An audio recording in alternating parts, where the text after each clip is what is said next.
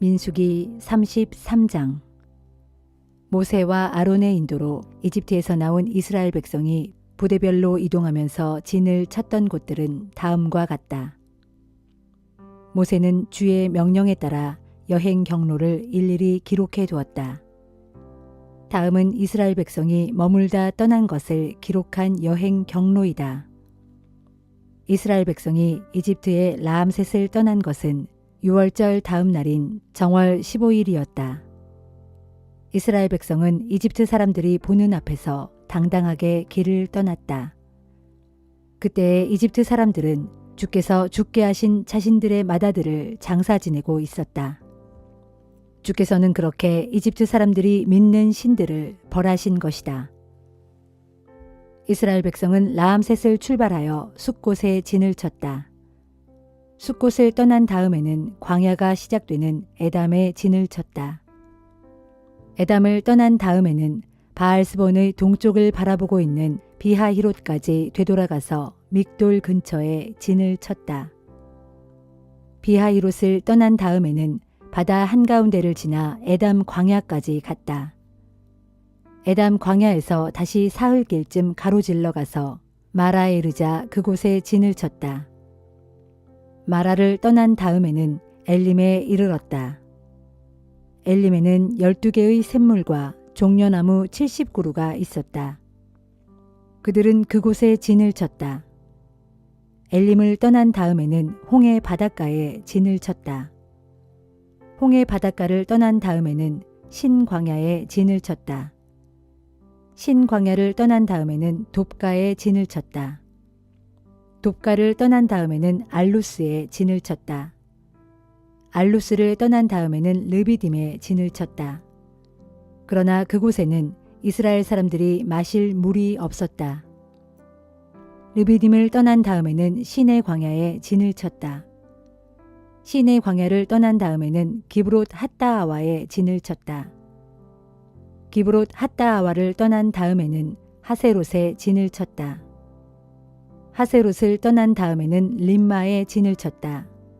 림마를 떠난 다음에는 림몬 베레스에 진을 쳤다. 림몬 베레스를 떠난 다음에는 림나에 진을 쳤다. 림나를 떠난 다음에는 리사에 진을 쳤다. 리사를 떠난 다음에는 그헬라다에 진을 쳤다. 그헬라다를 떠난 다음에는 세벨산에 진을 쳤다. 세벨산을 떠난 다음에는 하라다에 진을 쳤다. 하라다를 떠난 다음에는 마켈롯에 진을 쳤다. 마켈롯을 떠난 다음에는 다핫에 진을 쳤다. 다핫을 떠난 다음에는 데라에 진을 쳤다. 데라를 떠난 다음에는 mit가에 진을 쳤다. mit가를 떠난 다음에는 하스모나에 진을 쳤다. 하스모나를 떠난 다음에는 모세롯에 진을 쳤다. 모세롯을 떠난 다음에는 분의 야하간에 진을 쳤다. 분의 야하간을 떠난 다음에는 홀하깃갓에 진을 쳤다. 홀하깃갓을 떠난 다음에는 욤바다에 진을 쳤다. 욤바다를 떠난 다음에는 아브로나에 진을 쳤다. 아브로나를 떠난 다음에는 에시온게벨에 진을 쳤다. 에시온게벨을 떠난 다음에는 신광야에 이르러 가데스에 진을 쳤다. 가데스를 떠난 다음에는 에돔 땅과 맞닿아 있는 호르산에 진을 쳤다. 이스라엘 백성이 이집트 땅에서 나온 지 40년째인 해 5월 초하룻날 제사장 아론이 주의 말씀에 따라 호르산으로 올라가 그곳에서 세상을 떠났다. 제사장 아론이 호르산에서 죽을 때의 나이는 123세였다. 가나안 사람으로 네겝 지방에 살던 아랏 왕은 이스라엘 백성이 오고 있다는 소문을 들었다. 이스라엘 백성은 호르산을 떠나 살모나에 진을 쳤다. 살모나를 떠난 다음에는 분온에 진을 쳤다. 분온을 떠난 다음에는 오봇에 진을 쳤다. 오봇을 떠난 다음에는 모압 국경지대에 있는 이에 아바림에 진을 쳤다. 그 페어를 떠난 다음에는 디본갓에 진을 쳤다. 디본갓을 떠난 다음에는 알몬 디블라다임에 진을 쳤다. 알몬 디블라다임을 떠난 다음에는 느보 맞은편에 있는 아바림 산에 진을 쳤다. 아바림 산을 떠난 다음에는 여리고 맞은편 요단 강가에 있는 모압 평원에 진을 쳤다. 요단 강가에 있는 모압 평원에 이스라엘 백성이 친 진영은 베디어시못에서 아벨 시딤에 이르는 지역이었다. 이스라엘 백성이 여리고 맞은편 요단 강가에 있는 모압 평원에 진을 치고 있을 때 주께서 모세에게 말씀하셨다. 너는 이스라엘 백성에게 일러주어라. 너희가 요단강을 건너 가나안 땅에 들어가게 되면 너희는 그 땅에 살고 있는 사람들을 모두 몰아내어라. 그들이 만든 돌로 된 신상이나 쇳물로 부어 만든 신상을 모조리 부숴버려라. 그들이 지어놓은 산당들도 모두 허물어버려라. 너희는 그곳 땅을 차지하여 거기에 정착하여라. 그 땅은 내가 너희에게 대대로 살아가라고 준 땅이다. 땅은 가족 단위로 제비를 뽑아 나누어라. 수가 많은 지파에게는 큰 땅을 주고 수가 적은 지파에게는 작은 땅을 주어라. 제비가 뽑힌 대로 지파별로 땅을 나누어 차지하여라. 너희가 그 땅에 살고 있는 주민들을 다 몰아내지 않으면 남아있는 자들이 눈에 가시가 되고 옆구리를 찌르는 바늘이 되어 너희를 괴롭힐 것이다. 뿐만 아니라 그렇게 되면 내가 그들을 쓸어버리기로 마음먹은 것을 오히려 너희에게 그대로 되갚을 것이다.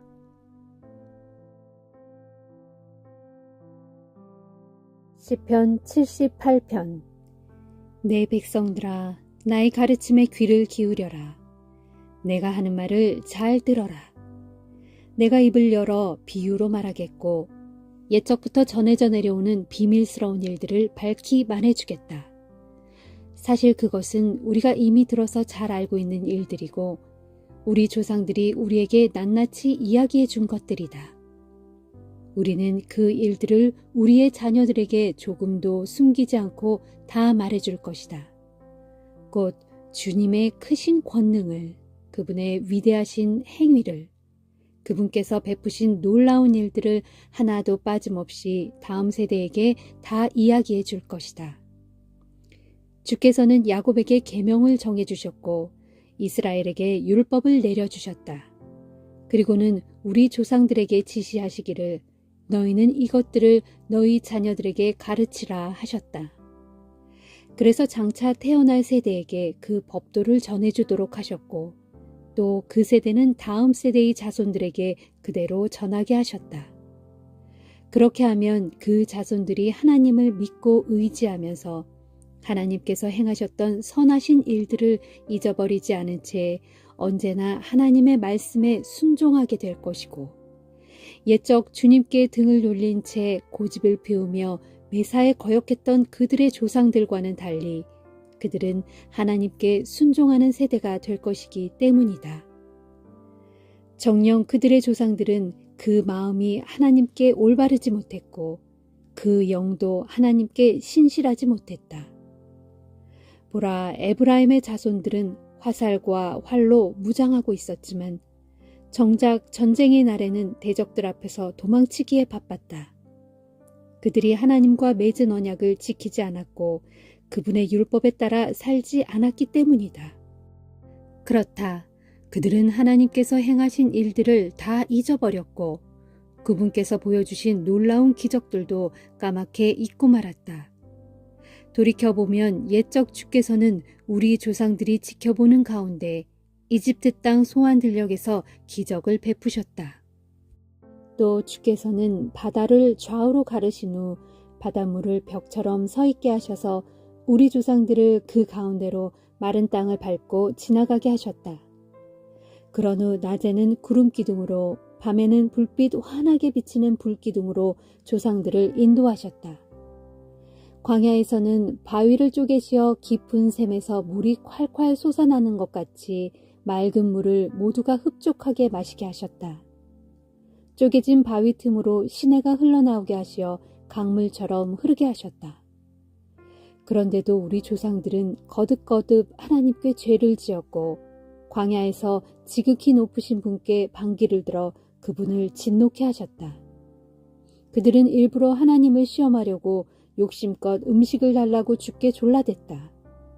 그들은 하나님을 우습게 여겨 이렇게 짓거려댔다.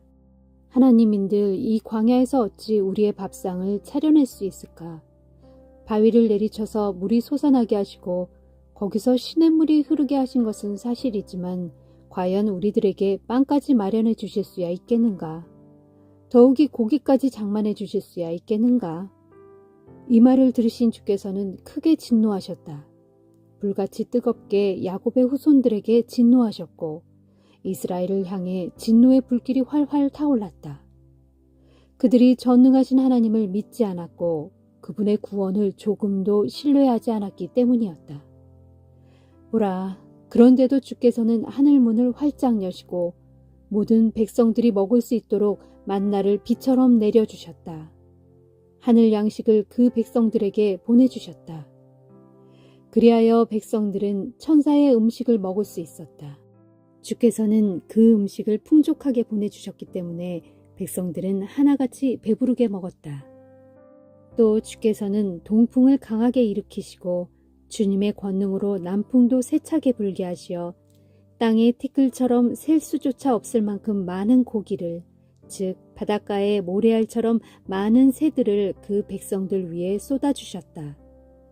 주께서는 그 새들을 이스라엘 백성들이 사는 진영 안에 그들의 장막 둘레의 사방에 무수히 떨어뜨리셨다. 그래서 우리 조상들은 그 새들을 잡아 배가 터지도록 먹었다. 하나님께서는 우리 조상들이 욕심을 부린 대로 원 없이 실컷 먹이셨다.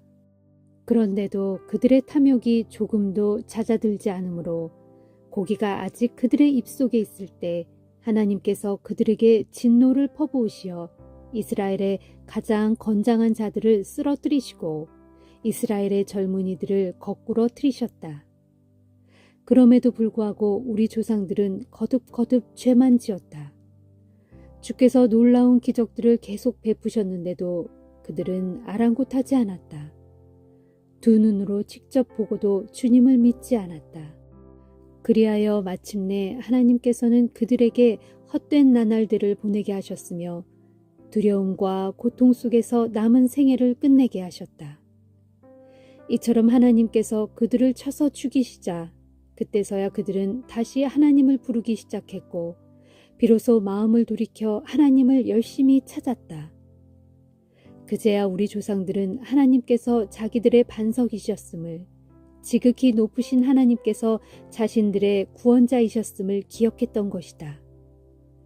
그러나 그들은 입만 그렇게 놀려 아첨했을 뿐 혀로는 여전히 거짓말로 하나님을 속일 뿐이었다. 이렇게 그들의 마음은 하나님께 신실하지 못했고 주님과 맺은 언약에 충실하지 않았다. 이사야 25장. 주여, 주님은 나의 하나님이십니다. 주께서는 오랜 옛적부터 놀라운 일들을 계획하시고 그 모든 계획들을 다 이루셨으니 내가 주님을 기리고 주님의 이름을 소리 높여 찬양합니다.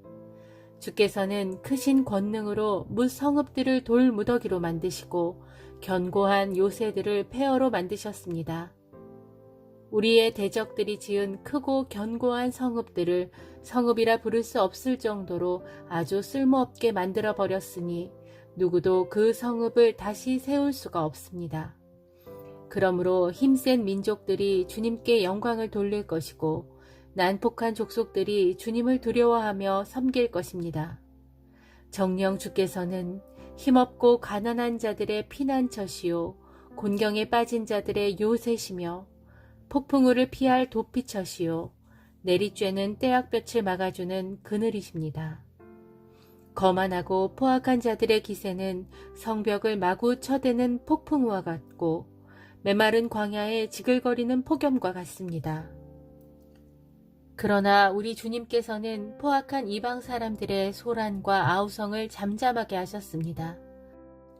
하늘의 구름이 땅에 뜨거운 열기를 식혀주는 것과 같이 주께서는 땅 위 난폭한 자들의 떠들어대는 거만한 소리를 모두 그치게 하셨습니다. 전능하신 만군의 주께서는 이곳 시온 위에서 온 세상 만민을 위해 잔치를 베푸실 것이다. 맛있는 음식들과 잘 익은 최상의 포도주와 기름진 고기들로 풍성한 잔치를 베푸실 것이다. 또 주께서는 이곳 시온산 위에서 그동안 모든 민족들의 얼굴을 덮고 있던 검은 수건을 벗겨주실 것이고 모든 나라들을 덮고 있던 검은 천도 치워버리실 것이다. 정녕 주께서는 죽음을 영영 없애버리실 것이다. 모든 사람들의 얼굴에서 눈물을 말끔히 닦아주시고 주의 백성이 세상에서 당한 모든 수치도 깨끗이 씻어주실 것이다. 이것은 주께서 하신 말씀이다. 그날의 사람들은 주님을 향해 소리 높여 말하기를 보라, 이분이야말로 바로 우리의 하나님이시다. 우리가 이분을 믿고 의지하였더니 이분께서 우리를 구원해 주셨도다. 이분은 우리의 주님이시다. 우리가 믿고 의지했던 바로 그 주님이시다. 이분께서 우리를 구원해 주셨으니 우리가 이제 기뻐하고 즐거워하자 할 것이다. 주님의 손길이 이곳 시온산 위에 머물러 우리를 보호하실 것이지만 모압 족속은 지푸라기가 거름 구덩이에서 마구 짓밟히듯 자기 땅에서 여지없이 짓밟힐 것이다. 마치 물에 빠진 자가 죽지 않으려고 양팔을 뻗어 허우적거리며 헤엄치듯 모압도 거름 구덩이 속에서 벗어나려고 양팔을 뻗어 죽기 살기로 헤엄치겠지만 주께서는 그들이 아무리 팔을 놀려도 그들의 팔을 힘껏 짓누르시어 그들의 교만을 여지없이 꺾어버리실 것이다. 정녕 주께서는 모압의 높고 견고한 성벽을 폭삭 허물어뜨려서 편편한 땅바닥의 흙먼지에 주저앉도록 하실 것이다.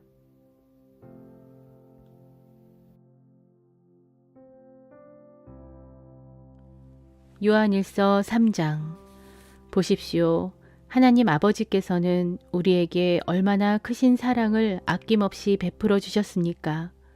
그 크신 사랑으로 하나님께서 우리를 자신의 자녀라고 불러주셨으니 우리는 정말로 하나님의 자녀입니다. 그러나 세상이 우리를 하나님의 자녀로 알아보지 못하는 것은 그들이 하나님을 알지 못하기 때문입니다. 사랑하는 형제들이여, 누가 뭐래도 이제 우리는 하나님의 자녀입니다. 우리가 앞으로 어떻게 될는지는 아직 알 수 없습니다. 하지만 그리스도께서 다시 오실 때 우리도 그분처럼 될 것임을 우리는 알고 있습니다. 그때에 우리는 그분의 참 모습을 보게 될 것이기 때문입니다. 그러므로 누구든지 그분에게 소망을 두고 살아가는 사람은 자기 자신을 정결하게 합니다. 그분은 참으로 정결하신 분이시기 때문입니다. 누구든지 죄를 짓는 자마다 하나님의 법을 어기는 사람입니다. 죄는 곧 하나님의 법을 어기는 것입니다.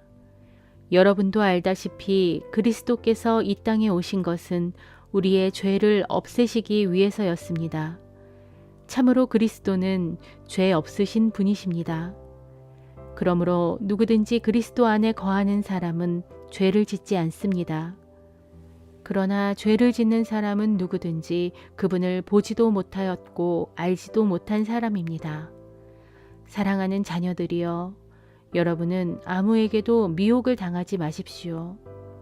누구든지 의로운 일을 행하는 사람은 그리스도께서 의로우신 것처럼 그도 역시 의로운 사람입니다. 죄를 짓는 사람마다 마귀에게 속해 있습니다. 마귀는 처음부터 죄 짓는 자이기 때문입니다. 그래서 하나님의 아들이 세상에 오셨는데 그것은 바로 마귀의 일을 멸하기 위해서입니다. 하나님께로부터 난 사람은 죄를 짓지 않습니다. 그것은 하나님의 씨, 곧 하나님께서 심어 놓으신 말씀 및 성령의 씨가 그 사람 속에 있기 때문입니다. 이처럼 하나님의 씨가 있는 사람은 하나님께로부터 난 사람이기 때문에 죄를 지을 수 없습니다. 바로 이것으로써 누가 하나님의 자녀이고 누가 마귀의 자식인지 분명히 알 수 있습니다. 누구든지 의로운 일을 행하지 않는 사람이나 자기 형제를 사랑하지 않는 사람은 하나님의 자녀가 아닙니다. 여러분이 처음부터 줄곧 들어온 말씀은 무엇입니까? 그것은 서로 사랑하라는 것입니다. 우리는 가인 같은 사람이 되지 말아야 합니다. 그는 악한 자인 마귀에게 속한 자로서 자기 동생을 쳐서 죽인 자입니다. 그가 왜 동생을 죽였습니까? 그것은 단지 그가 한 행동은 악했고 동생이 한 행동은 의로웠기 때문입니다. 사랑하는 형제들이여, 세상이 여러분을 미워한다고 해도 조금도 놀라거나 이상하게 생각하지 마십시오. 우리가 알고 있는 바대로 우리는 죽음에서 생명으로 옮겨졌습니다. 우리가 이것을 아는 것은 우리가 형제를 사랑하고 있기 때문입니다. 사랑하지 않는 사람마다 여전히 죽음 가운데 머물러 있습니다. 누구든지 자기 형제를 미워하는 사람마다 모두 살인자입니다. 살인자에게는 영원한 생명이 없다는 것을 여러분은 잘 알고 있습니다. 그리스도께서는 우리를 위해 자기 생명을 바치셨습니다. 그로 인해 우리는 사랑이 무엇인지를 비로소 알게 되었습니다. 그러므로 우리도 우리 형제들을 위해 자기 생명을 바치는 것이 옳습니다. 누구든지 많은 재산을 가지고 있으면서도 가난한 형제에게 아무 도움을 베풀지 않는다면 어떻게 그 사람 안에 하나님의 사랑이 있다고 할 수 있겠습니까? 자녀들이여, 그러므로 우리가 말이나 혀로만 사랑하지 말고 행동으로 진실하게 사랑합시다. 이처럼 우리가 진실하게 사랑을 실천하면 우리는 자신이 진리에 속한 자임을 알게 되고 그래서 하나님 앞에 담대한 마음으로 설 수 있게 될 것입니다. 혹시 우리 마음에 양심의 가책을 받는 일이 있다고 할지라도 우리가 꼭 알아야 할 것이 있습니다. 그것은 하나님께서는 우리의 마음보다 크신 분이시고 또 모든 사정을 잘 헤아려 알아주시는 분이라는 사실입니다. 사랑하는 형제들이여, 정녕 우리 마음속에 양심의 가책을 받을 만한 일이 없다면 우리는 하나님 앞에 담대함을 갖고 구할 수 있을 것이고 그 결과 우리가 구하는 것들은 무엇이든 하나님께 다 받을 수 있을 것입니다. 왜냐하면 우리가 하나님의 계명을 잘 지킴으로써 그분께서 기뻐하시는 일을 행하고 있기 때문입니다. 그러면 하나님의 계명은 무엇입니까? 하나님의 계명은 바로 이것이니 곧 하나님의 아들 예수 그리스도의 이름을 믿고 그리스도께서 우리에게 명하신 대로 서로 사랑하라는 것입니다. 하나님의 이 계명을 지키는 사람은 하나님 안에 있고 또한 하나님께서도 그 사람 안에 계십니다. 우리는 하나님께서 우리에게 주신 하나님의 영, 곧 성령을 통해 하나님께서 우리 안에 계신다는 사실을 알 수 있습니다.